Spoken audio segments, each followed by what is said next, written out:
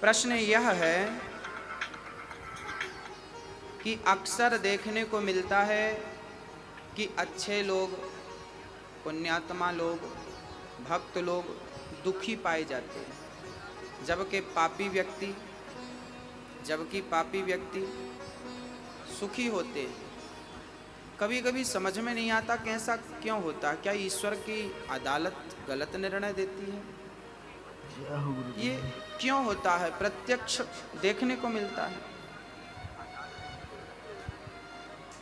इसके पीछे कारण है। एक गुरु जी के 2 शिष्य थे। दोनों शिष्य बहुत पढ़े लिखे थे, समझदार थे। एक शिष्य की आदत जरा गंदी हो गई थी और एक शिष्य तो रोज सत्संग करता था। जहां कथा हो जाए दौड़कर पहुंच जाता, कथा भी सुनता, कीर्तन भी करता और मस्ती से अपना भगवत प्रेम बढ़ाता।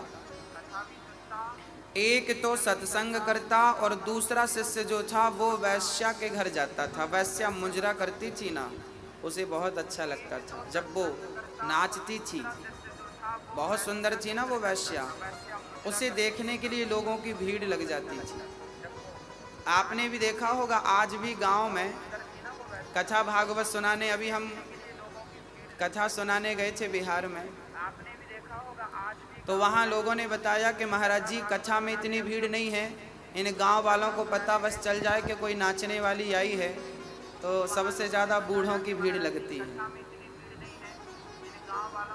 ये बूढ़े लोग ना पता नहीं क्या देखना चाहते, इनकी आंखें बड़ी प्यासी हैं। बहुत गंभीरता से समझिएगा, ये जो आंखें हैं ना आपकी, शरीर पूरा होने को आया पर अभी तक देखने की इच्छा पूरी नहीं हुई। आज भी मुजरा देखने का मन कर रहा, आज भी नाचने वाली को देखने का मन कर रहा, आज भी सुंदरता पर मन लट्टू है। एक सुंदर स्त्री गुजर रही थी, किसी ने कहा वाह कितनी सुंदर है। हमने कहा पागल, तू इसकी सुंदरता के पीछे पड़ा है, अभी तूने सुंदरता देखी कहाँ है। जिस दिन मेरे बांके बिहारी की सुंदरता देखेगा ना, पागल हो जाएगा। ये दुनिया हमें तब तक ही अच्छी लगती है जब तक हमें भगवान का स्वाद नहीं मिल जाता, और मिलने की देर है, केवल देर है। एक शिष्य जाता वैश्या का नाच देखता, जबकि दूसरा शिष्य जाता तो वो कथा सुनता। एक दिन वैश्या के घर से लौट रहा था शिष्य, तो सिर्फ रास्ते में सोने से भरी एक पोटली प्राप्त हो गई। रास्ते में सोना मिल गया ढेर सारा।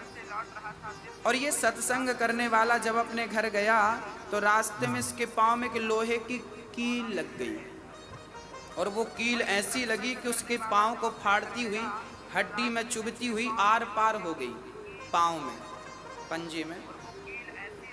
अब वो लंगड़ाता हुआ गुरुजी के पास गया। गुरुजी, भगवान का न्याय कैसा है?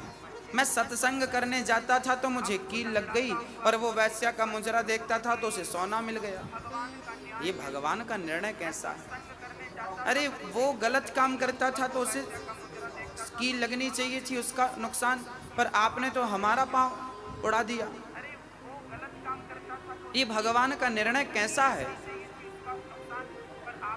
तब गुरुजी ने कहा, बेटा तुम केवल वर्तमान की देखते हो, तुम केवल वर्तमान की सोचते हो, जबकि ईश्वर भूत और भविष्य को देखकर निर्णय लेता। हमें पता नहीं कि कल क्या होने वाला है, लेकिन भगवान को पता है कि कल क्या होने वाला है। तो गुरुजी ने कहा, बेटा वो जो तुम्हारा मित्र था ना जिसे सोना मिला, आज के दिन उसे बहुत बड़ा खजाना मिलने वाला था।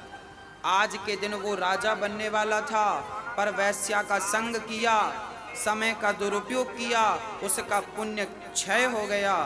और भगवान ने कहा कि इसे राजा बनना था, क्योंकि पिछले जन्म में इसका पुण्य ज़्यादा था, इसे राजा बनना था, पर वैश्या का संग कर करके इसने सारा पुण्य खत्म कर लिया।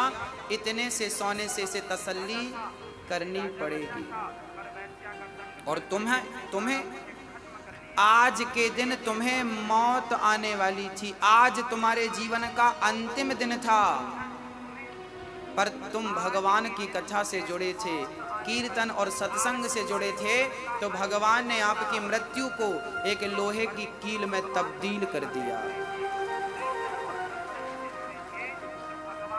ये परमात्मा का निर्णय है जो सब समझ नहीं पाते, सबके बस की बात नहीं है।